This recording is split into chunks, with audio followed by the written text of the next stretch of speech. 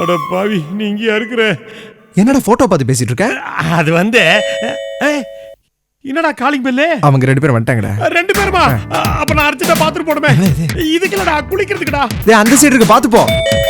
Yeah coming. ஐயோ, கொடுமை மலேசியாக்கு வந்து அங்க ஒரு குடும்பம் திக்குன்னு ஆடுது. எப்படி சமாளிக்க போறது தெரியலையே. யார் பண்றது? என் ஃப்ரெண்டு ஊர்ல இருந்து வந்திருக்கான் சீனியர். ஊர்ல இருந்து? உங்களுக்கு எடுத்து தங்க வைப்பேன். டேய் பாண்டி, நான் வந்துட்டேன். டேய் பாண்டி.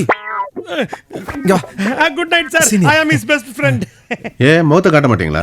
அது ஒண்ணு இல்ல சார், தலை தோட்டிக்கிட்டு இருந்தேன், அவ்வளவுதான். சரியில்லை.